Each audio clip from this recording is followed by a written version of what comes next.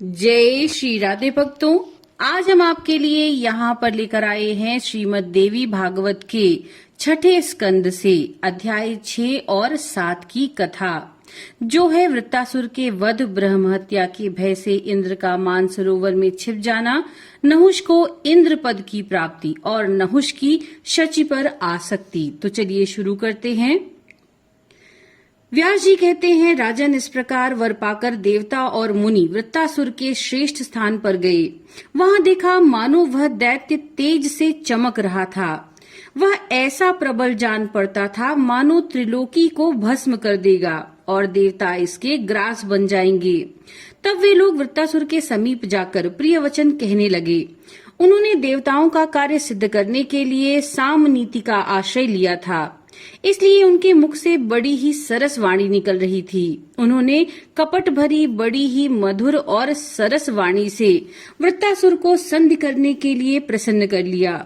उनकी बातें सुनकर वृत्त ने कहा, महाभाग, सूखे गीले अस्त्र, पत्थर और भयंकर वज्र से दिन में या रात में देवताओं सहित इंद्र मुझे ना मारे, इस प्रकार की शर्त पर इंद्र के साथ संधि की जा सकती है, अन्यथा संधि बिल्कुल संभव नहीं।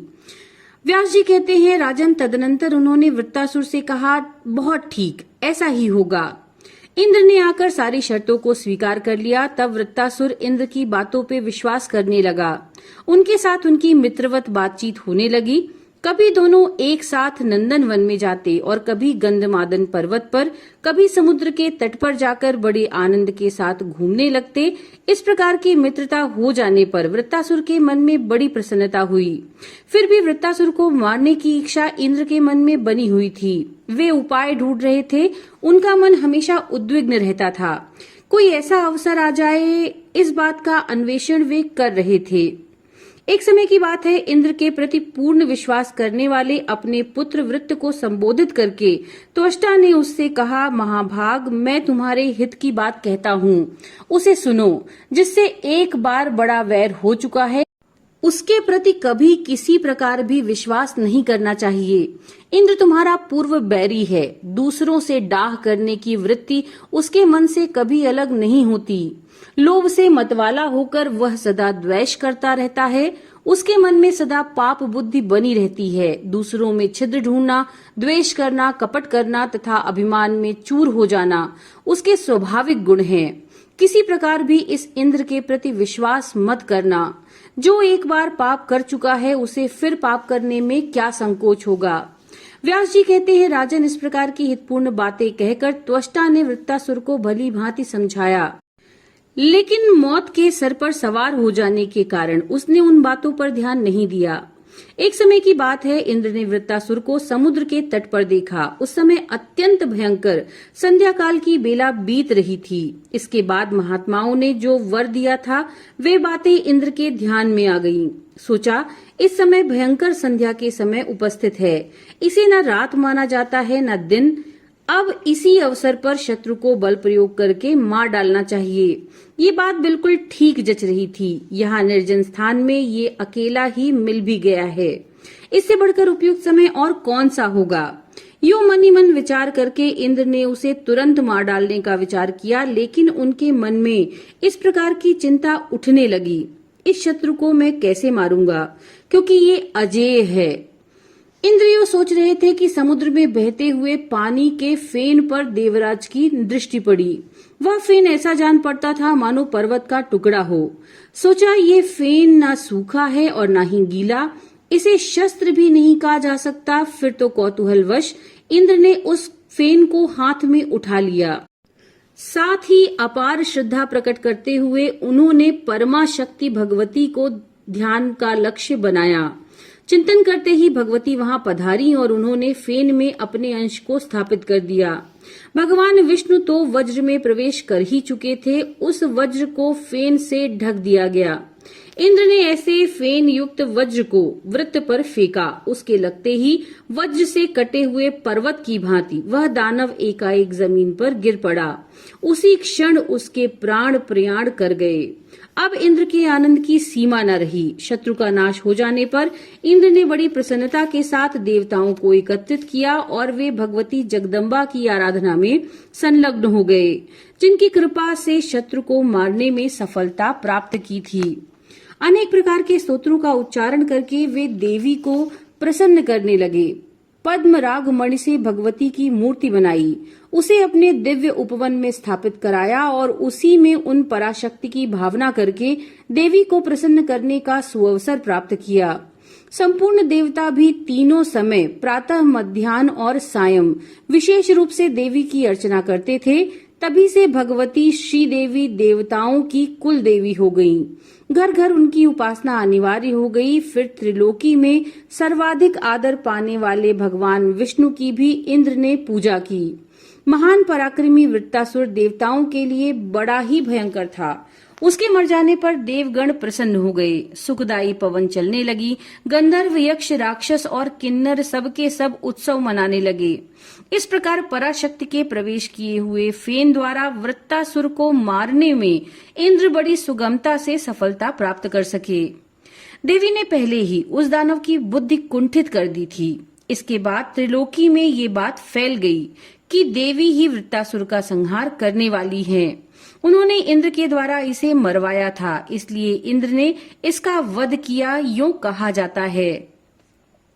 व्यास जी कहते हैं, राजन, वृत्तासुर की जीवन लीला तो समाप्त हो गई, पर वृत्तवध की हत्या के भय से इंद्र बहुत घबराए हुए अमरावती सिधारे। मुनियों के मन में भी आतंक छा रहा था। वे सोचने लगे, इस शत्रु को मारने के लिए हमने यह कितना नीच कर्म कर डाला। निश्चय ही हमारे धोखे में पड़कर वह मारा गया। आज इस इंद्र के संपर्क में आने से हम जो मुनि कहलाते थे वह मुनि शब्द ही व्यर्थ हो गया। आज हम भी विश्वासघाती बन गए। पाप को पैदा करने वाली और अनर्थों की जननी इस ममता को धिक्कार है। पापियों को परामर्श देने वाला, बुद्धि देने वाला, प्रेरित करने वाला और समर्थन करने वाला भी पाप का भागी होता है। धर्म, अर्थ, काम और मोक्ष, इन चार पदार्थों में धर्म एवं मोक्ष ये दो ही सार पदार्थ हैं, सो नष्ट हो गए। इस प्रकार की मानसिक चिंता से अत्यंत संतप्त होकर वे मुनि लोग भी अपने आश्रम पर चले गए। उनके मुख पर उदासी छाई हुई थी। भारत, इंद्र ने मेरे पुत्र वृत्त को मार डाला, ये अप्रिय समाचार सुनकर त्वष्टा रो पड़े। दुख से उनका हृदय संतप्त हो गया। वे बार बार शोक प्रकट करने लगे। फिर अत्यंत शोकाकुल होकर जहां वृत्त की लाश थी वहां गए। उसे देखा और उसके पारलौकिक संस्कार की व्यवस्था विधिवत संपन्न की। उन्होंने जल में पैठ कर स्नान किया, तिलांजलि दी और महान शोकाकुल होकर मित्रघाती पापात्मा इंद्र को शाप देने के लिए तैयार हो गए। उन्होंने कहा, जिस प्रकार अनेक प्रतिज्ञाओं के प्रलोभन में डालकर इंद्र ने मेरे पुत्र का वध कर दिया, वैसे ही यह भी महान दुख का भागी बने। यह ब्रह्म रेखा है, अर्थात इसे कोई टाल नहीं सकता। इंद्र को यो शाप देकर अत्यंत संतप्त हुए त्वष्टा सुमेरु पर्वत के शिखर पर चले गए और वहां रहकर उन्होंने महान दुष्कर तपस्या आरंभ कर दी। राजा जन्मेजय ने पूछा, पितामह, वृत्त का वध करने के बाद इंद्र की क्या दशा हुई? आगे वे दुखी भोगते रहे अथवा कभी उन्हें सुख का अवसर भी सुलभ हुआ? मुझे ये प्रसंग बताने की कृपा करें। व्यास जी कहते हैं, महाभाग, प्राणी को अपने किए हुए शुभ अशुभ कर्मों का फल जरूर भुगतना पड़ता है। ये नियम देवता, दानव और मानव सभी के लिए अनिवार्य है। कोई बलवान हो या दुर्बल, उसके द्वारा जो भी थोड़ा या बहुत कर्म बन गया है उसका फल भोगना उसके लिए सर्वथा अनिवार्य है। इस संसार में प्रायः देखा जाता है कि अच्छे समय पर सभी अपने बन जाते हैं, किंतु जब दैव प्रतिकूल हो जाता है तब कोई किसी का सहायक नहीं होता। दुर्भाग्य के अवसर पर माता पिता, भाई, स्त्री, सेवक, मित्र अथवा पुत्र, इनमें से किसी के द्वारा भी कोई सहायता नहीं मिलती। कर्ता को ही पाप और पुण्य के फल भोगने पड़ते हैं, ये सर्वथा सिद्ध है। वृत्तवध के बाद सब लोग अपने अपने स्थानों पर चले गए। उस समय इंद्र का तेज बिल्कुल क्षीण हो गया। ये इंद्र ब्रह्मघाती है, यो धीरे धीरे कहकर संपूर्ण देवता उनकी निंदा करने लगे। कौन ऐसा व्यक्ति है जो प्रतिज्ञा पूर्वक सत्यवचन से बंध जाने पर भी अपने विश्वस्त और मित्र बने हुए मनुष्य के प्राण हरण में उद्यत हो जाए।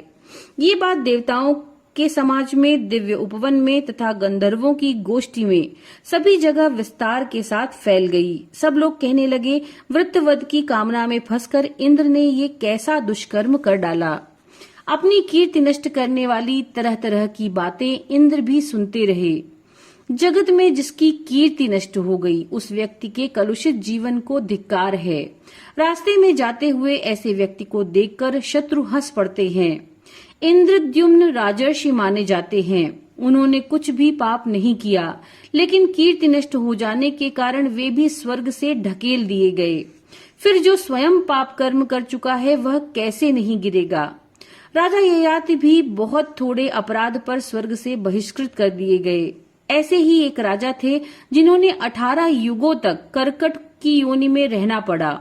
संपूर्ण सिद्धियों के घर में रहते हुए भी इंद्र के मन में शांति नहीं थी। वे सभा में बिल्कुल बैठते ही नहीं थे। वे भय से घबराकर जोर जोर से श्वास लिया करते थे, कभी कभी मूर्छित भी हो जाते थे। ये स्थिति देख करके इंद्राणी ने उनसे पूछा, प्रभु, आप भयंकर शत्रु को तो मार चुके हैं, अब आप इतने भयभीत क्यों हैं? शत्रु पर विजय प्राप्त करने वाले स्वामिन, कौन सी चिंता आपको बेचैन कर रही है? हे लोकेश, आप एक साधारण प्राणी की भांति क्यों लंबी सांस खींचते हुए सदा सोच में डूबे रहते हैं? दूसरा कोई बलवान शत्रु तो दिखता नहीं जिससे आप इतने चिंतातुर हो गए हैं। इंद्र ने कहा, राज्ञी, यद्यपि कोई बलवान शत्रु तो मेरे सामने नहीं, तथापि ब्रह्म हत्या के भय से मैं इतना डर गया हूँ कि घर में रहते हुए भी न मुझे सुख है न शांति। मेरे लिए तो नंदनवन सुखदायी प्रतीत हो रहा है, और न ही अमृत और न यह देव प्रसाद ही। गंधर्व के गान, अप्सराओं के नृत्य भी मुझे सुख प्रदान नहीं कर पा रहे हैं। तुम जैसी सहधर्मिणी तथा अन्य अनेक देवांगनाएं भी मुझे सुखी नहीं कर पा रही। कामधेनु, गौ और कल्प वृक्ष से भी मैं सुख नहीं पा रहा। क्या करूं? कहाँ जाऊं? कहाँ जाने से मेरा कल्याण होगा? इस चिंता से व्यग्र रहने के कारण मेरे अंतःकरण में आग धधक रही है। व्यास जी कहते हैं, राजन अत्यंत घबराई हुई अपनी प्रेयसी भार्या शची से ये सब बातें कहकर इंद्र घर से निकल पड़े और मानसरोवर पर चले गए। भय से उनका कलेजा कांप रहा था। शोक के कारण उनकी शक्ति क्षीण हो रही थी। वे उस उत्तम सरोवर में जाकर एक कमल के नाल में छिप गए। उस समय इंद्र को कर्तव्य का ज्ञान नहीं रहा, क्योंकि घृणित कर्म करने से उनकी प्रतिभा नष्ट हो चुकी थी। वे जल में छिपकर समय व्यतीत करते थे, मानो सांप जीवन रक्षा के लिए प्रयत्नशील हो। उस अवसर पर उनका कोई भी सहायक न था। चिंता से व्याकुलता बढ़ गई थी। इंद्रियों में क्षोभ उत्पन्न हो गया था। जब ब्रह्म हत्या के भय से दुखी होकर इंद्र वहां से चले गए, तब देवताओं का मन चिंता से अत्यंत संतप्त हो गया। अनेक प्रकार के उत्पात होने लगे। उपद्रवों से अभिभूत सारे जगत में कोई शासक न रहा। मेघों ने पानी बरसाना बंद कर दिया। पृथ्वी में धान्य उपजाने की शक्ति नहीं रही। नदी की धाराएं टूट गईं। तालाब बिना जल के हो गए। इस प्रकार की अराजकता फैल जाने पर सभी देवी देवता मुनियों ने परस्पर विचार करके नहुष को इंद्र पद पर नियुक्त किया। यद्यपि नहुष धर्मात्मा थे, फिर भी इंद्र बन जाने पर उनके मन में राजसी वृत्ति उत्पन्न हो गई। फलस्वरूप वे विषयों में आसक्त हो गए। एक समय की बात है, शची के गुणों को सुनकर उन्हें पाने के लिए नहुष के मन में इच्छा उत्पन्न हो गई। इसलिए उन्होंने ऋषियों से कहा, मेरे पास इंद्राणी क्यों नहीं आती? आप संपूर्ण लोगों ने ही इस समय मुझे इंद्र बनाया है, इसलिए मेरी सेवा करने के लिए शची को भी यहाँ भेज दें। इस अवसर पर देवताओं और मुनियों को सम्यक प्रकार से मेरा प्रिय कार्य करना चाहिए, क्योंकि मैं उनका इंद्र हूँ। संपूर्ण लोकों पर मेरा शासन है, इसलिए मुझे प्रसन्न करने के लिए शची शीघ्र ही मेरे महल में आ जाएं। नहुष की ये दोषपूर्वक बातें सुनकर के देवताओं और ऋषियों के मन में चिंता के कारण घबराहट उत्पन्न हो गई। वे इंद्राणी के पास गए और मस्तक झुकाकर कहने लगे, इंद्राणी जी, दुरात्मा नहुष अब आपको पाने की इच्छा प्रकट कर रहा है। उसने कुपित होकर हमसे यह वचन कहा है कि शची को यहाँ भेज दो। उसके अधीन रहने वाले हम कर ही क्या सकते हैं, क्योंकि इस दुरात्मा को इंद्र बना दिया है। देवताओं और ऋषियों द्वारा नहुष की यह अप्रिय बात सुनकर शची का मुख मुरझा गया। वे बृहस्पति जी से कहने लगी, ब्राह्मण, मैं आपकी शरण में आई हूँ, नहुष से मेरी रक्षा कीजिए। बृहस्पति जी ने बोला, देवी, पापांध नहुष से तुम किंचन मात्र भय मत करो। सनातन धर्म का परित्याग करके मैं तुम्हें उसके पास नहीं जाने दूंगा। शरण में आए हुए दुखी व्यक्ति को जो नीच मानव आश्रय नहीं देते, उसे युग पर्यंत नरक की यातना भोगनी पड़ती है। हे पृथुश्रोणी, तुम शांत चित्त होकर विराजमान रहो, मैं कभी भी तुम्हारा त्याग नहीं करूंगा। तो भक्तों, ये थी अध्याय 6 और 7 की कथा। नमो नारायण।